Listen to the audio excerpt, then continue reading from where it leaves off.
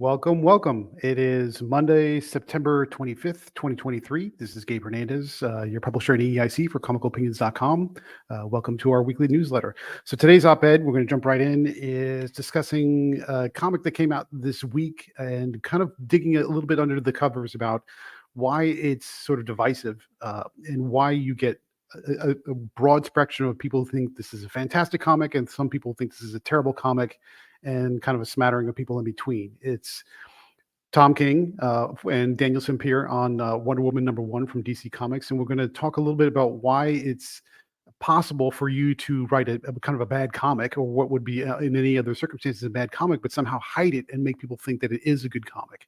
Sure, this is a little bit of a ding on Tom King, but he's a big boy and he can take it. And honestly, because this is a recurring, repetitive pattern of behavior from the big two, and I just wanted to pull back the covers a little bit from a reviewer's perspective to help you understand how is it we can look at a comic and say this is good and this is bad when people see it in almost a completely opposite direction.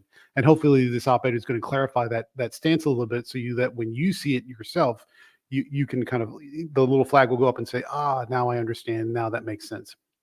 So for a comic to really be considered, quote unquote good, and then you're going to hear that word a lot, and it's going to sound a little funny being repetitive, but at the same time, we're just talking about making sure it's basically structurally sound. You really need three components. It has to have good art, good visuals. It has to have good structure, which we're going to talk about a little bit in the terms of what we call scripting, and it has to have a good story idea or concept. And all three things have to be at least meet that minimum bar of being solid to okay, or better than okay, or even great. But none of those three things can be bad. That's your solid foundation. They say in geometry, the basic structure for a solid foundation is a triangle, or it's three sides to whatever shape you're dealing with. That applies in comics. Now, fortunately or unfortunately, depending on your point of view, whether or not you're a reader or on the other side of the fence as a creator, you can hide the bad comic inside and make people think it's a good comic by a little bit of a trickery. And we'll talk about that exactly here in this op-ed, using Wonder Woman #1 as an example. So if you want to read the full review about Wonder Woman #1, there's a link in the op-ed. You can go straight to the review. I in particular do a lot of the contributions for Weird Science, DC Comics, and Marvel Comics. So I reviewed that issue. So we're not just talking about it from a distance. We're talking about somebody who's been in the comic, read it front to back, written a review on it with depth and detail, and breaking down all the points of where it went right, where it went wrong. So if you were interested in that full review, there is a link in the op-ed so that you can go straight to it and check it out for yourself.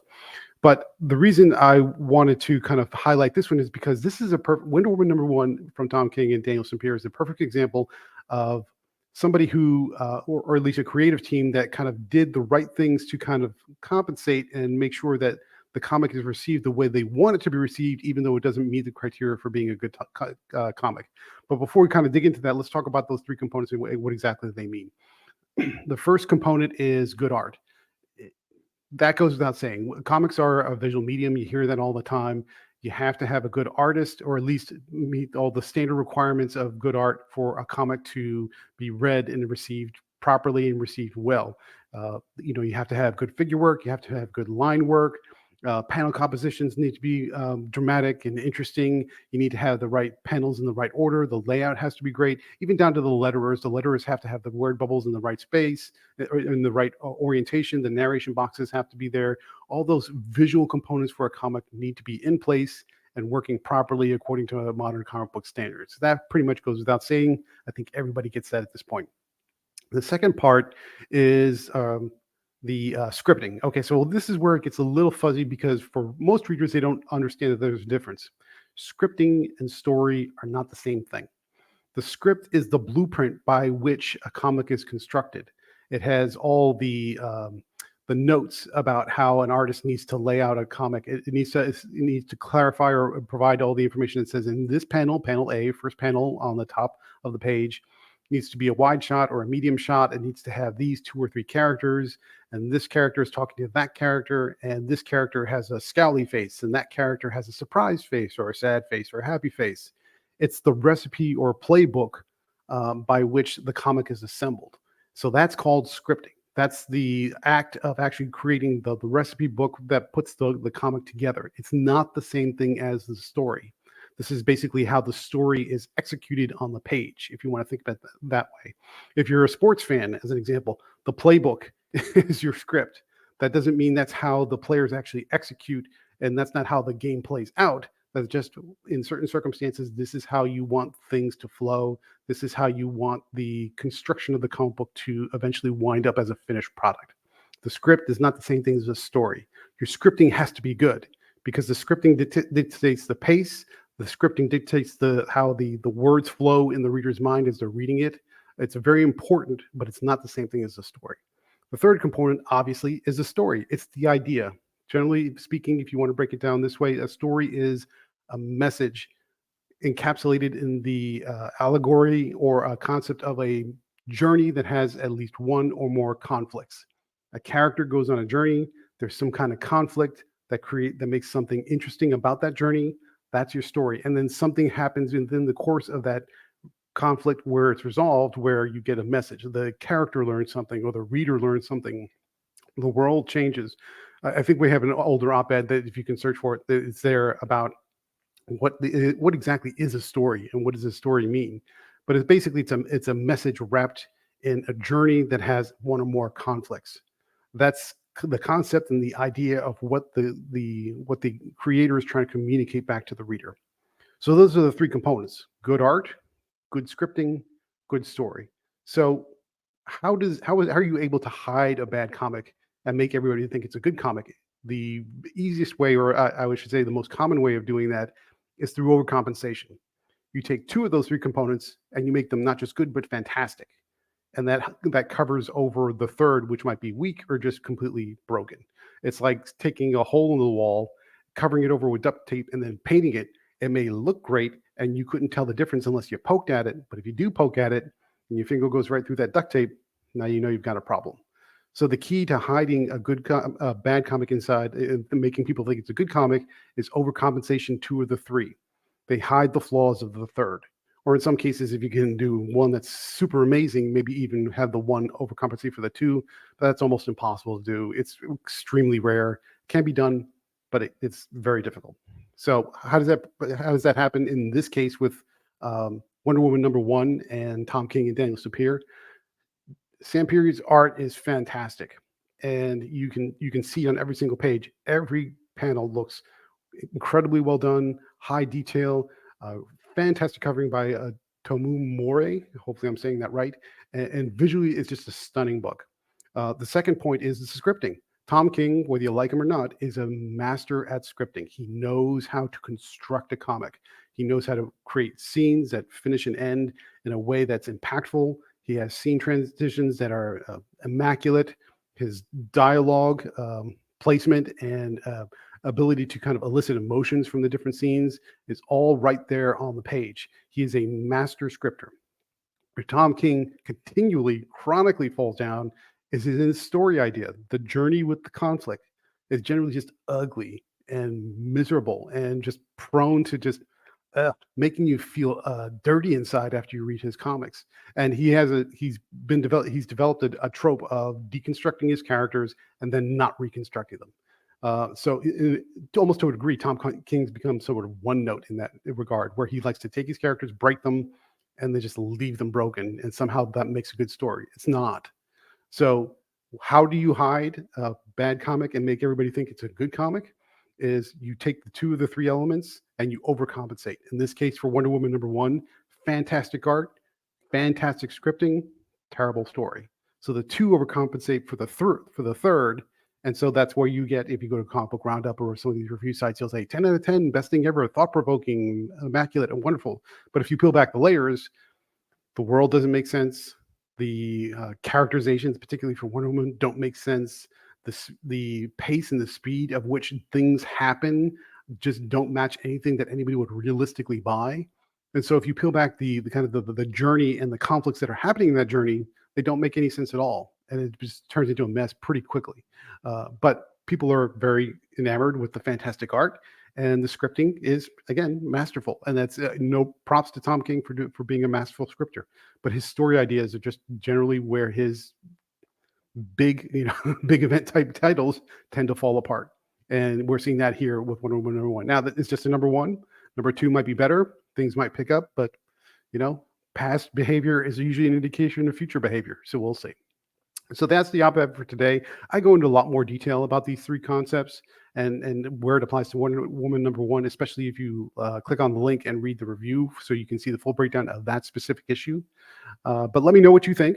Are there certain characters that you find that this has become a problem where people will get 2 out of 3 or 1 out of 3, or are there certain creators that have a habit of doing 1 out of 3 or 2 out of 3, but not getting all 3, and so people like them? But there's always that sort of back end apology for like, I know they're not great, but I like these things about what a creator's trying to do. Let me know what you think in the comments. If you're watching this on YouTube, please like, comment, share, subscribe. If you're listening to this on audio podcast, please also leave a comment or leave us a review. Even if it's a bad review, think we're doing a bad job, I would love to hear it. Let me know. We're always trying to do better. So thank you. That's for the op-ed. So let's move on to the rest of the newsletter. We've got a long list of reviews to go. We're going to rifle through them really quickly, but just want to cover one more item on the poll results. So we had a poll in our newsletter last week asking about what would you like to see as far as creator interviews, because we're thinking about doing some of those. And the answer overwhelmingly is you were interested in bringing a creator on to interview them to break down a specific issue, just sort of have them do like a walkthrough. So we're going to look at that and see if maybe we can reach out to a few creators, see if they're willing to come on, step through the process of how they created their individual comic. I don't know who we can get, but we'll see what we can do. But that seems to be the one that got everybody excited. So that'll be our focus. We're trying to do what you want to see, and that's where we're going to go with that poll result. So let's talk about the reviews for last week. Just real quickly, Exodus Z number 1 and ISOM number 2. Those are both indie submissions, and they were both pretty solid. Our pick of the week, no surprise, Big Game number 3 from Mark Miller and Image Comics. It was a banger. So yeah, if you're looking for the actual event of the summer, Big Game is it.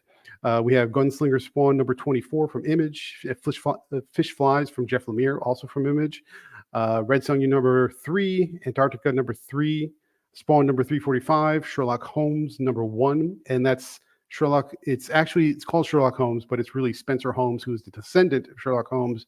That's from Zenescope. Victory number 4 from Dynamite. Tear Collector number 1 from Blood Moon Comics. That was an interesting horror story that I don't think I've ever seen presented in the way that one was presented. So you might want to check that one out just for curiosity's sake. Monomyth number 5 from Mad Cave. Gunbreed number 3, also from Blood Moon Comics. Pathfinder Wake the Dead number 3. This one is Dynamite's adaptation of the tabletop role-playing game, and the one that seems the most. This issue was the one that seemed the most closest to an actual RPG campaign. So that was kind of fun. Under the Influence number 3, also from Mad Cave. Gargoyles, Dark Ages number 3, and Disney Villains Hades number 2 from Dynamite. Those last two are their Disney cartoon adaptations. I will say Disney Villains Hades number 2 was a close second for pick of the week, because that one was a lot of fun, and I think really nailed kind of the age appropriate humor of what they were going for. So that was a close second there. Coming up for next week, and also if you like this newsletter, please share it with folks and let them know if they want to participate in polls or get access to our monthly perks. Please consider subscribing, becoming a member, and we would love to have you. Your support means a lot. Big list of comics this week. So we have some indie submissions from various folks. We have Kitty's Bordello number 1 and Halloween Team number 1. So we're getting a lot of horror submissions, which is the time of year, so that makes sense because we're almost in October. Void Rivals number 4. This is the sci-fi series from Image Comics. That's a sort of a loose tie-in to the Transformers universe that's coming up. I suspect that might be a contender for pick of the week. We'll see. Mighty Morphin Power Rangers number 112. This is the continuation of their Dark Entity arc that's sort of coming into full bloom. Blade Runner 2039 number 7. Conan the Barbarian number 3. That's probably the other contender for pick of the week if I had to guess, because it's been really strong from Jim Zub and Titan. Vampire Dracula Rage number 2 from Dynamite. Exorcist Never Die number 6 from Mad Cave. That is going to be the end of that miniseries from Steve Orlando. Simon Says number 1 from Blood Moon. Titan Mouse of Might number 5, also from Blood Moon. Tales from the Cave one-shot Mad Cave Studios. This is their Halloween one-shot special. Belle Cursed from Zenescope. Betty Page volume 6 number 4 from Dynamite. Disney Villains Maleficent #5 from Dynamite, and I think that might be the last one of that miniseries, or at least the penultimate, so we'll see. And Darkwing Duck #6 from Dynamite. Also, we have Dead by Daylight #3 from Titan. That's their adaptation of the Dead by Daylight video game. And then we have two manga volumes from Tokyo Pop, Sengoku Yuko Volume 3 and Dead Company Volume 2. So that is it. Whew, I'm out of breath because that's a long list. As always, we love to have you. Thank you for hanging in there. If you've listened this long, don't forget, like, share, comment, subscribe. Leave a comment. Let us know how we can do things better for you. Always happy to try and do more and try and do better.